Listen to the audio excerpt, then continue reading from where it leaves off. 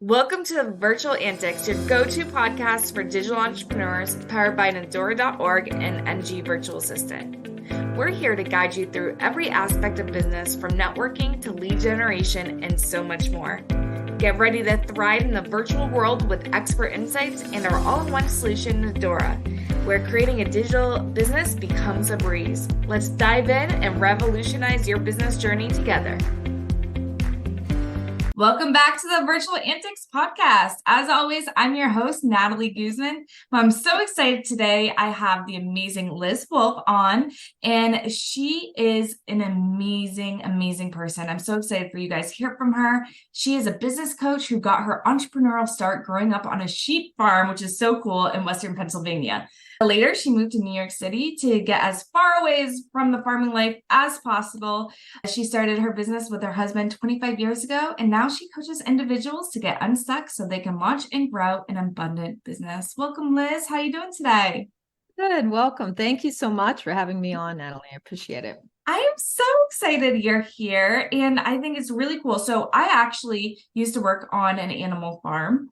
And yeah, so when I saw sheep, it wasn't a sheep farm, but when I saw that, I was like, that's so cool, because I did the same thing in Massachusetts and I moved to Florida. So completely different lifestyle. So so tell me a little bit about, kind of how you got started and how you kind of became the business coach that you are today. Yeah. Well, it does stem from my growing up on a sheep farm, because we basically were forced, and I think a lot of entrepreneurs start this way also, as sort of forced based on some circumstance to have you start a business. It could be, some people get laid off, but in my case, my mother's case, it was that she got divorced, and so went from having a pretty settled family to, how are we going to support this? How are we going to do that? And there were, what I love about business is there's an unlimited number of resources that you have out there, and that's the way it really felt on the farm. Like we sold lamb, we made yarn, we did a lot of things, and it was very creative, which I think is one thing people really love about being an entrepreneur, is the creativity of it. And so I just grew up in that environment where it was like, you want to earn some money, make a product and go sell it. Okay. So when I got, I actually was a photography major in college, and also out of the art, the joy of art, making art, etc. But I never really pursued photography. And when I came to New York City, because I went to college in New England, I came to New York City, I had that same feeling like, well, I don't know, sky's the limit. What could I create? What could I do? And so, we don't have enough time for me to tell you my exact journey from I'm going to be a rock star to, and now I coach businesses, but it has to do with that creative process and also getting a partner. So when I got married to my husband, he did not have that at all in his background. He was born in Queens.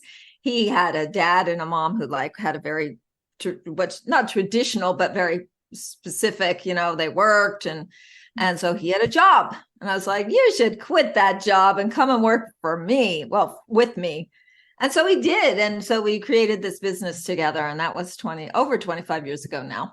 That's amazing. And I love that you guys did it together. So my husband is on the, more of the corporate path, and then I'm the entrepreneur, and I don't think I couldn't do what he does, and I don't think he could do what I do. So I love that you guys, work together. How was that working, with your spouse? I'm sure you guys had ups and downs and all of that, right? Have, yeah, will have. Yes. It's marriage, right?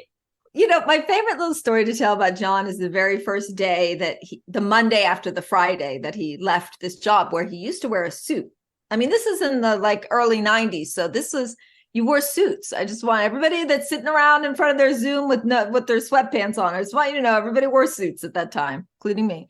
And so that Monday morning, and I've been doing this for a while, right? So I'm just doing whatever I'm doing. And he gets up, shaves, does this thing. And then he goes and he gets dressed, and he gets in not a suit, but a button down shirt, like khakis, like business, what we would call business casual now. Mm-hmm. And I looked at him like, what are you doing? You could wear anything right now. He said, no, I really want to treat this like a job. I really want to treat this like I'm taking it seriously, which is, by the way, even as I'm saying it, I'm just filled with so much appreciation for that.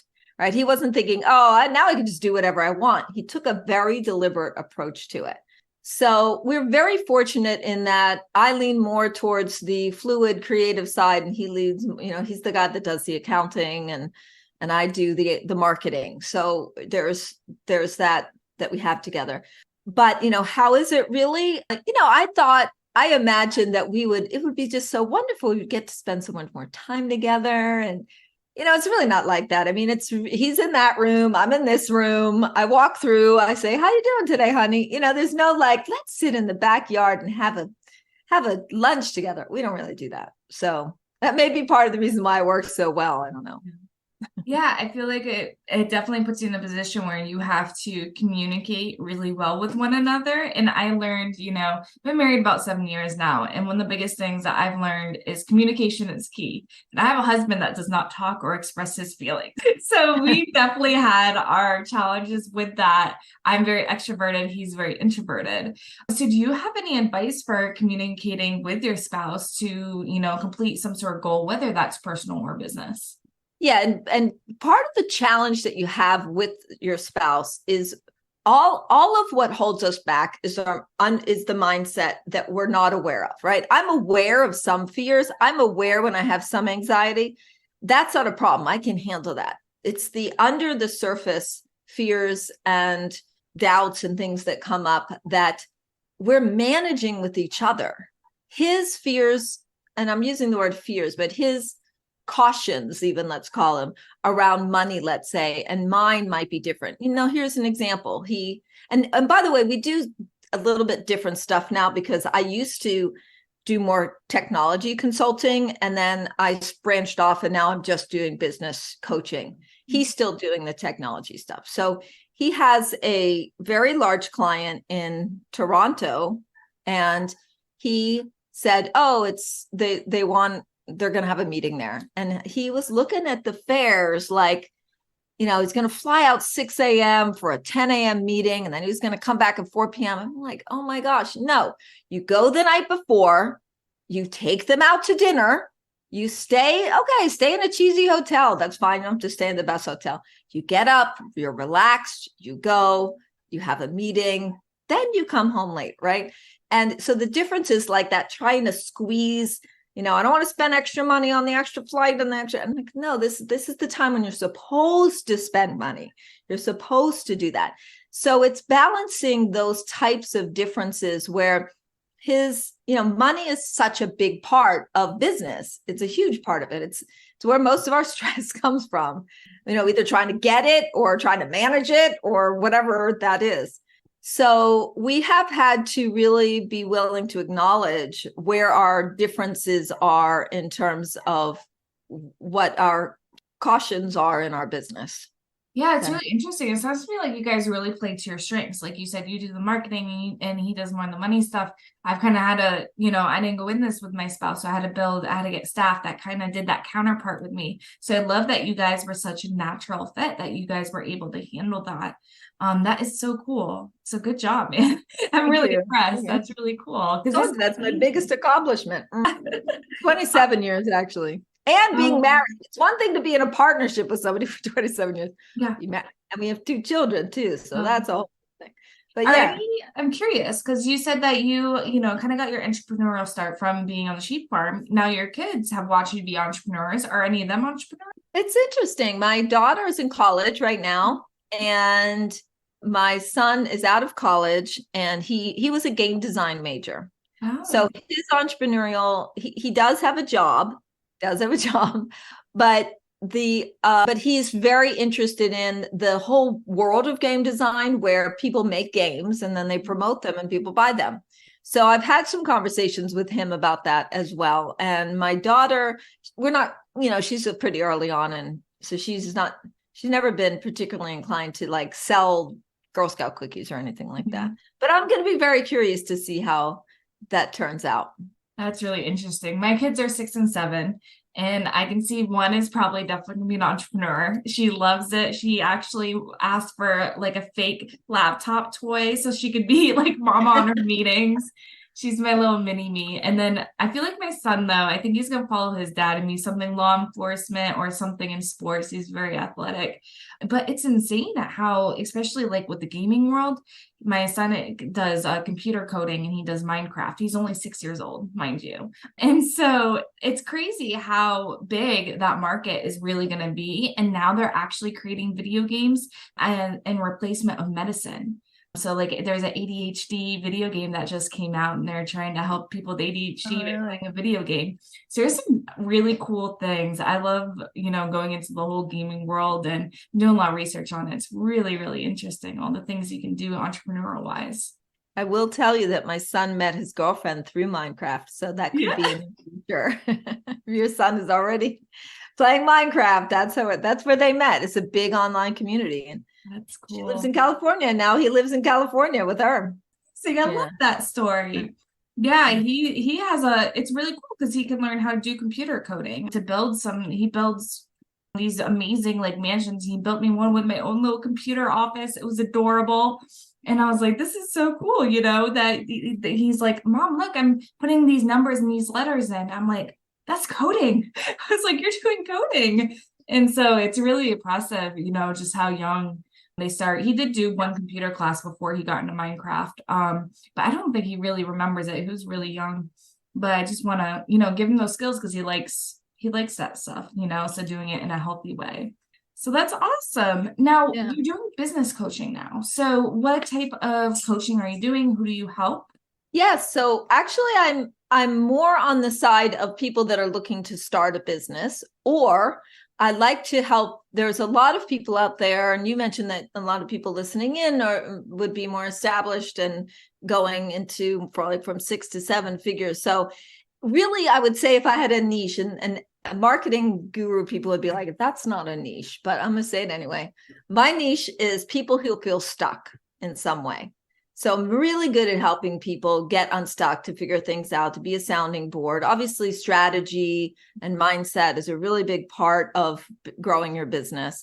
So but even successful or people that have been in business for a while, sometimes you get to a point where you're like, I don't know, like me, do I want to keep, I had a very successful business, I had a lot of clients doing corporate training. It was still my business, but I wasn't employed by them, but I did that. But I was like, how many Excel classes can I teach? And it doesn't matter how much money you're making. That's part of the entrepreneur life, is to be able to choose what you want to be doing. And I think a lot of people feel stuck around that. So any like sense of I need new direction, or I want to expand, that's where my niche is. Oh, that's really cool. I actually been thinking a lot about this and kind of what you teach, because I've been trying to choose 3 CEO tasks that I want to focus on this week. And I actually have this piece of paper where I wrote them down so I can see them. Can't really see with my Zoom background, but just 3 things that I want to focus on that no one else can really do in my business, because I do have a team. And those are things that are going to move the needle and also put me to my goals, but also I like to do. So I think that's super important. I think a lot of people need that guidance and they need that support, because when you have a business coach, you're no longer doing it on your own. You have the accountability, you have that person to push you forward. So I always tell people, find a business coach. That's why I interview a lot of them on my podcast, because it's so important that you have that support.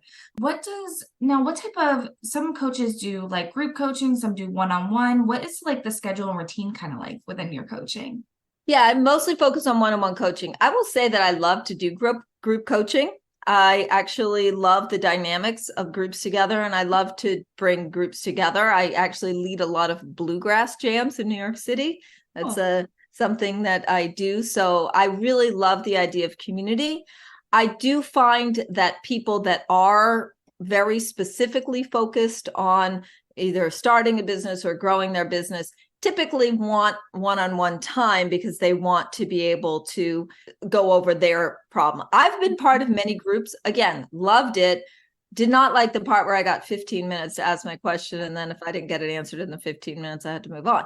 So I didn't love that part. So anyway, that's why I think one-on-one coaching is so valuable. But groups are great. I love them as well.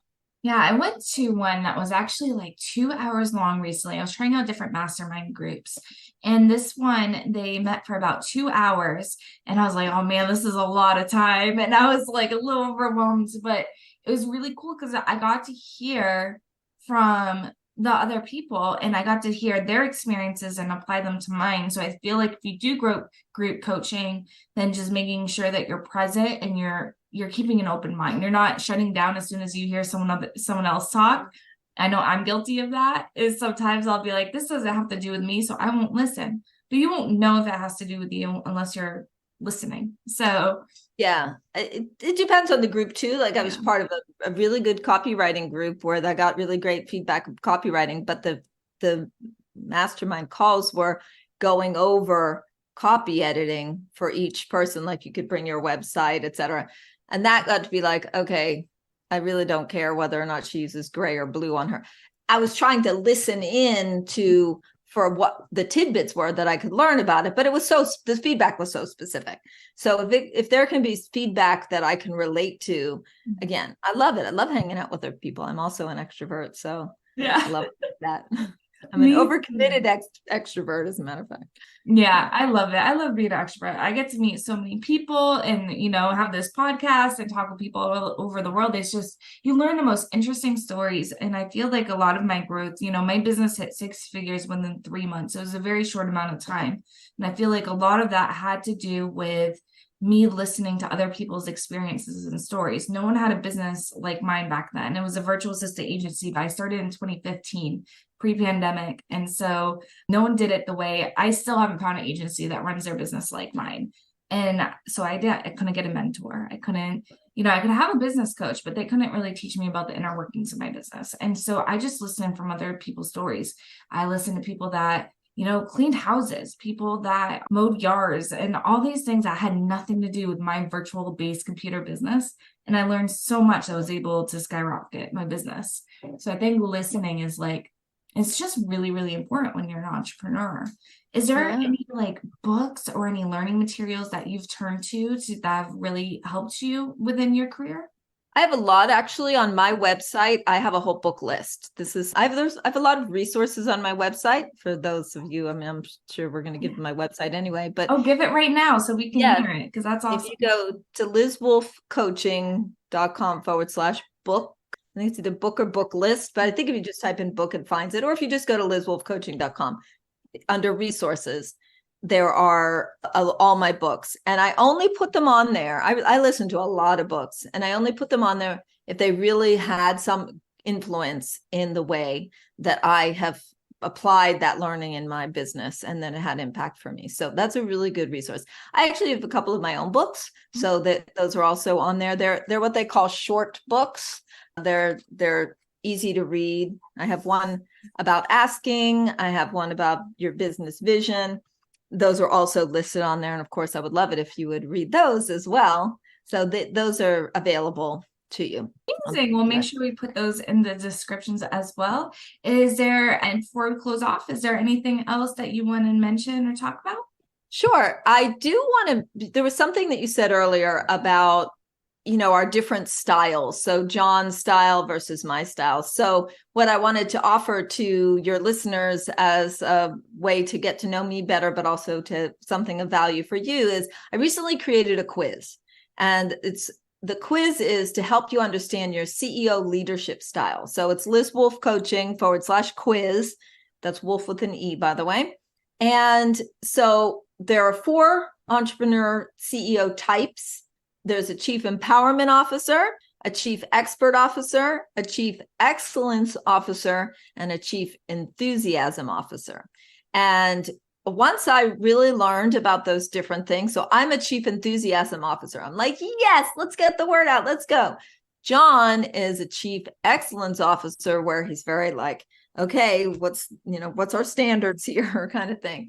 So different mindsets. And I think this is one of the reasons why people get stuck, is because they're butting up against what they think they should be doing, even though it goes against their own natural way to do something. So a very simple example of that is a lot of people come to me and go, do I have to post on social media because I hate it? And like, of course you hate it because you're not a chief enthusiasm officer. You don't want to be out there rah. You just want to get in and do your work and go home. So that is a really fun, it's a short quiz and it's really fun. And there's a lot of valuable content in there. So I welcome anyone to take that as well. Awesome. Well, it's been so amazing having you on the show. I can't thank you enough for coming on and sharing your experience. And we'll talk to you guys next time. Thanks for listening to the Virtual Antics Podcast.